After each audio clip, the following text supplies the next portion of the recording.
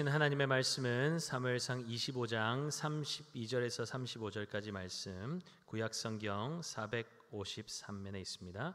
사무엘상 25장 32절부터 35절까지 말씀, 길지 않으니까요 함께 한 목소리로 읽겠습니다.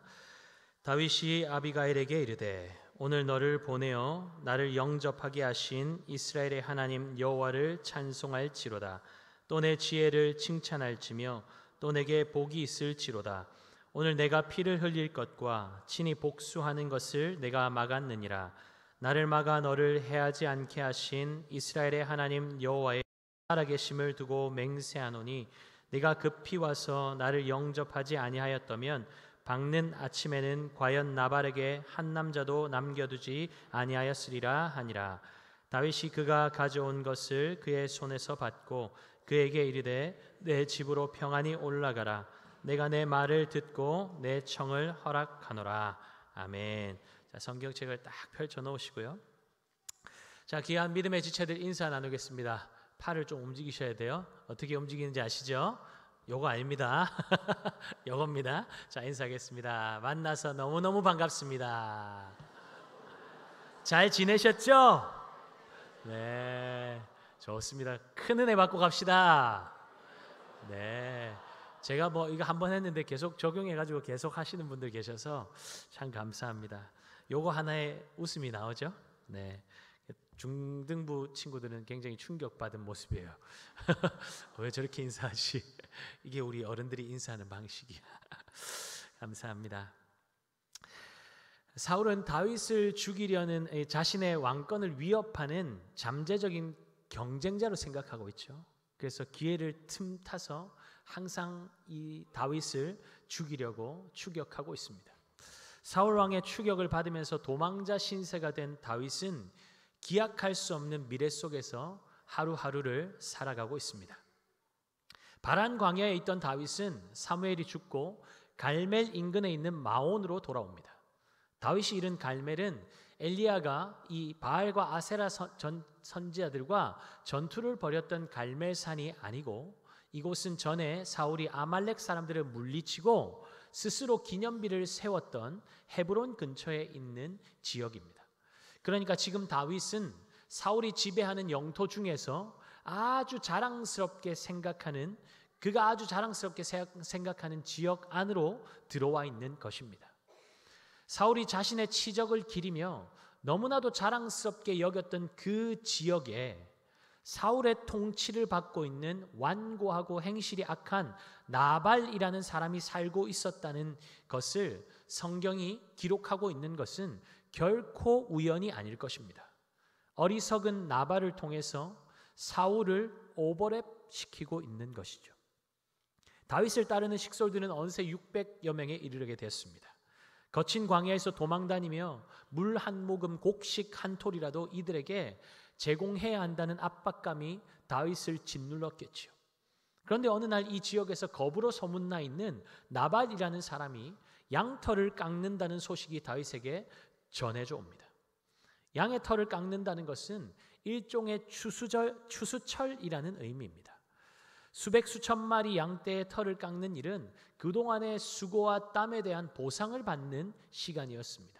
맛있는 음식을 풍성하게 장만하여서 일꾼들에게 제공하고 함께 먹고 함께 마시면서 즐겁게 추수철을 보내는 것이죠.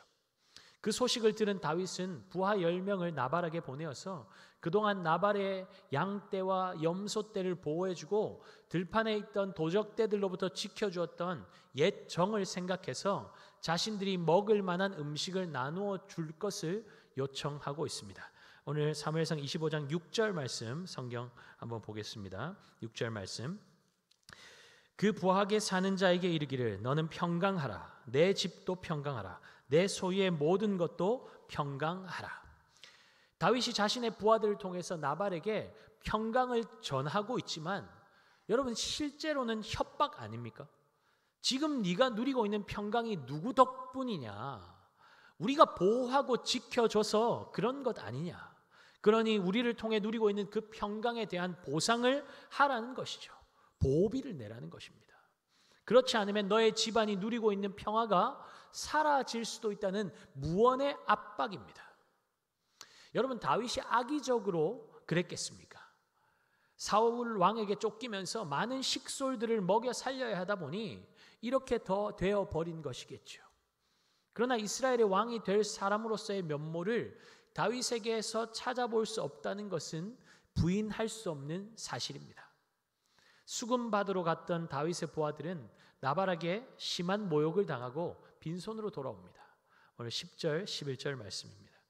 나발이 다윗의 사환들에게 대답하여 이르되 다윗은 누구며 이새의 아들은 누구냐? 요즘에 각기 주인에게서 억지로 떠나는 종이 많도다. 내가 어찌 내 떡과 물과 양털 깎는 자를 위하여 잡은 고기를 가져다가 어디서 왔는지도 알지 못하는 자들에게 주겠느냐 한지라. 사실 나발 입장에서는 다윗에게 보호를 요청한 적이 없기 때문에 다윗에게 대가를 지불해야 할 의무가 없습니다. 그러나 가난한 이웃을 돌보고 나그네를 사랑하여서 식물과 의복을 제공하는 것은 신명기 율법이 명하는 것이었기 때문에 나발의 행위는 율법을 깨뜨리는 심각한 범죄였습니다. 더군다나 어리석고 거만한 나발은 도대체 다윗이 누구냐고 무시하면서 다윗을 주인에게서 억지로 떠난 종에 빗대어서 비난하고 조롱하고 멸시하기까지 합니다. 나발의 목자들에게 베풀었던 다윗의 호의와 친절이 기대했던 것과 전혀 다르게 수치와 모욕으로 돌아오자 다윗은 분노하며 나발과 그의 집안을 몰살시키기 위해서 칼을 차고 400명의 군사와 함께 나발의 집으로 향합니다. 자신의 생명을 해하기 위해서 집요하게 추격하고 있는 사울 왕을 잡을 좋은 기회가 있을 때에도 하나님의 뜻을 구하면서 보복하지 않았던 다윗이 지금 목숨을 위협받은 것도 아닌데 나발의 한마디에 왜 이렇게 분노하며 격한 반응을 보이고 있을까요? 부하들을 보낼 때 다윗은 아마 기대했을 것입니다. 다윗이 보냈다고 하면 나발은 분명 모든 이스라엘이 두려워했던 골리앗을 한 방에 보내버렸던 사람이 바로 나인 것을 알게 될 거야. 그런 내가 자신의 목자들과 양떼를 보호해주고 지켜주었으니 얼마나 감사해야겠어. 그러니 기쁜 마음으로 풍성한 음식을 우리에게 내어주겠지, 뭐 내어주겠지. 그런데 기대했던 것과 달리 부하들은 나발에게 무시당했고 심지어 빈손으로 돌아온 것이죠. 다윗이 너무 많은 것을 바랬던 것입니까? 그저 잔치집에서 좋은 음식 조금 나눠달라고 한 것뿐인데 무참하게 거절당했습니다. 자신이 베풀었던 호의는 철저하게 무시당했고 선은 악으로 돌아왔고 자신의 존재까지도 부정당하니 모멸감 때문에 다윗은 견딜 수가 없었던 것이죠. 이렇게 사람의 마음이 상하면 거기서 그치면 되는데 보통 그렇지 않죠. 모든 문제의 화살이 결국에는 하나님을 향하게 되는 것을 우리는 종종 경험합니다. 하나님, 제가 언제 왕으로 세워달라고 부탁했던 적 있습니까? 하나님께서 제 머리에 기름 부으시고 이스라엘의 왕으로 세우시겠다고 약속하신 것 아닙니까? 그렇다면 빠른 시일은 아니라고 할지라도 이렇게 오랜 시간을 기다리게 하시면 안 되는 것 아닙니까? 사울 왕이 저를 죽이려고 미친 듯이 달려들어도 저 잘 버티고 있지 않습니까? 하나님께서 저를 왕으로 세우실 날을 기다리면서 저에게 보내주신 사람들 데리고 열심히 살아가고 있잖아요. 성실하게 살아가고 있잖아요. 사울에게 쫓기면서 이 많은 사람들 먹이기 위해서 저는 그 누구의 것도 약탈하지 않았고 오히려 목숨을 걸고 약탈자들로부터 백성들을 지키고 보호해 주었습니다. 그런데 보상은커녕 저에게 돌아오는 것은 조롱과 모욕뿐입니다. 하나님, 이건 아니지 않습니까? 제가 다윗이라면 이런 마음이 들었을 것 같습니다. 다윗도 그런 마음이 들었던 것 같아요. 그러니 그는 이성을 상실하고 분노를 쏟아붓기 위해서 스스로의 판단으로 나발을 향해서 달려가고 있었던 것이죠. 이 소식을 전해들은 나발의 아내 아비가일이 급히 떡 200덩이와 포도주 2가죽 부대, 양 5마리를 요리하고 음식을 준비하여서 다윗 앞으로 나아가 그의 발 앞에 엎드립니다. 26절 말씀 보겠습니다. 함께 보겠습니다. 내 주여 여호와께서 살아계심을 두고 맹세하노니 내 주도 살아계시거니와 내 주의 손으로 피를 흘려 친히 보복하시는 일을 여호와께서 막아하셨나니 내 주의 원수들과 내 주를 해하려 하는 자들은 나발과 같이 되기를 원하나이다. 아비가일은 분노와 복수심으로 가득하여서 하나님을 잊어버리고 하나님을 놓치고 있는 다윗이 하나님을 다시금 기억하도록 돕고 있습니다. 다윗이요, 엔게디 광야의 굴에서 사울이 발을 가리기 위해서 홀로 들어왔을 때 당신의 신하들은 하나님께서 주신 절호의 기회라고 사울을 죽이라고 부추겼지만 당신이 어떻게 했었습니까? 하나님의 일은 하나님이 친히 이루어 가신다는 믿음을 가지고 사울 왕을 해하지 않지 않았습니까? 하나님께서 당신이 손에 피 흘리는 일을 막아주신 것입니다. 그러니 하나님께서 기름 부어 세우신 다윗, 당신을 해하려 하는 자들은 나발과 같은 결말을 맞이하게 될 것이니 그 손을 멈추어 주십시오. 나발과 같은 결말을 맞이하게 될 것이다. 무슨 말입니까? 여러분, 나중에 나발이 어떤 결말을 맞게 되죠? 연회에서 포도주에서 깬 후에 다윗과 아비가일 사이에서 있었던 일들을 듣고 낙담하여서 몸이 돌과 같이 굳어져서 죽게 됩니다. 성경은 이 사건을 뭐라고 말하고 있는지 한번 들어보십시오. 오늘 본문 38절에는 여호와께서 나발을 치셨다라고 말씀하고 있고 39절에서는 하나님께서 나발의 악행을 그의 머리에 돌리사 다윗이 당했던 모욕을 대신 갚아주셨다라고 말씀하고 있습니다. 그러니 다윗이 칼을 가지고 나발에게 복수하려는 이 순간에 기억해야 할 것이 무엇이라는 것입니까? 하나님께서 친히 갚으신다는 것입니다. 아멘입니까? 여러분 아멘이세요? 하나님이 친히 갚으십니다. 내가 갚아주지 않아도 하나님이 갚으신다는 거예요. 나발뿐만 아니라 자신을 모욕하고 끊임없이 죽이려는 나발과 같은 사울조차도 다윗이 직접 손을 대지 않아도 하나님께서 직접 처리하신다는 것입니다. 상식이 통하지 않는 세상 속에서 우리는 분노할 때가 있죠. 물론 우리의 연약함일 때가 많지만 억울한 일을 당하면 우리의 마음에 분노가 일어날 때가 있습니다. 내가 도대체 뭘 잘못했길래 이런 취급을 받아야만 하는가? 내가 너무 바보같이 참고만 있으니까, 웃고만 있으니까 사람들이 만만하게 보는 것인가? 한번 보여줘야 되나? 나도 저 사람들처럼 똑같이 대해줘야 되나? 다시는 건드리지 못하도록 한번 밟아줘야 되나? 이런 생각이 우리의 마음 가운데 올라올 수 있습니다. 그런데 우리 주님께서 뭐라고 말씀하는지 우리는 귀 기울여 들어야 합니다. 로마서 12장 19절에 이렇게 말씀합니다. 내 사랑하는 자들아, 너희가 친히 원수를 갚지 말고 하나님의 진노하심에 맡기라. 기록되었으되 원수 갚는 것이 내게 있으니 내가 갚으리라고 주께서 말씀하시니라. 누가 갚으신다고요? 우리 하나님께서 갚으신다는 거예요. 그러니 어떻게 하라는 겁니까? 로마서 12장 20절 21절에 이렇게 말씀합니다. 내 원수가 줄이거든 먹이고 목마르거든 마시게 하라. 그리함으로 네가 숯불을 그 머리에 쌓아 놓으리라. 악에게 지지 말고 선으로 악을 이기라. 다윗은 하나님 나라를 대변할 이스라엘 공동체를 이끌어갈 왕입니다. 하나님 나라는 악을 더 큰 악으로 갚는 공동체가 아니라 선으로 악을 이기는 공동체입니다. 그러니 세상과 싸우는 하나님 나라 백성들에게 요구되는 방식이 무엇입니까? 선으로 싸우는 것입니다. 어떻게 싸운다고요? 선으로 싸운다고요. 선으로 싸운다는 말이 무슨 말입니까? 내가 그리스도와 함께 십자가에 못 박혔다고 말하면서 누군가 나를 비난하고 조롱하면 손에 박힌 못을 다 뽑고 내려와서 멱살 잡고 싸우는 것이 아니라 자신의 옳음을 증명하기 위해서 목소리를 높여서 투쟁하는 것이 아니라 사람들이 무시하고 모욕하면 그대로 당하는 것이고 때리면 맞아야 하는 것입니다. 그렇게 하나님의 선하신 손에 자신을 맡겨드리는 것이 선으로 싸우는 것이라는 말입니다.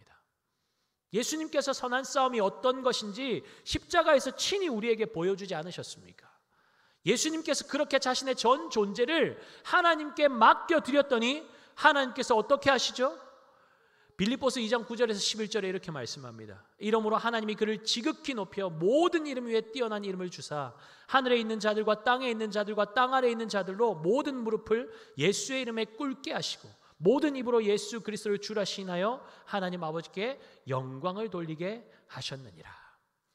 이처럼 주의 백성들이 하나님의 선하신 손에 자신을 맡겨드리고 그분의 뜻을 따라 살면 내가 내 자신을 지키려고 세상보다 악해지지 않아도 드세지지 않아도 잔머리 굴리지 않아도 하나님께서 친히 책임져 주신다는 것입니다. 아비가일은 세상의 방식으로 자신의 기질대로 싸우려는 다윗에게 한 가지를 더 상기시키고 있습니다. 그것은 하나님께서 다윗에게 주시는 약속의 말씀이었습니다. 28절 우리 함께 한 목소리로 말씀 읽겠습니다. 주의 여종의 허물을 용서하여 주옵소서.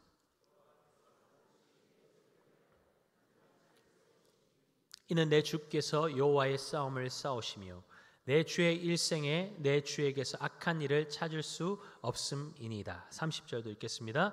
여호와께서 내 주에 대하여 하신 말씀대로 모든 선을 내 주에게 행하사 내 주를 이스라엘의 지도자로 세우실 때에. 사무엘이 죽은 후에 광야로 도피한 다윗에게 하나님의 약속은 희미해지고 있었고 소망은 끊어진 것처럼 보이는 상태였습니다. 다윗이 나발에게 심히 분노하게 됐던 것은 기대했던 일들이 거절된 이유도 있었겠지만 더욱더 근본적인 이유는 절망적인 자신의 처지 때문이었습니다.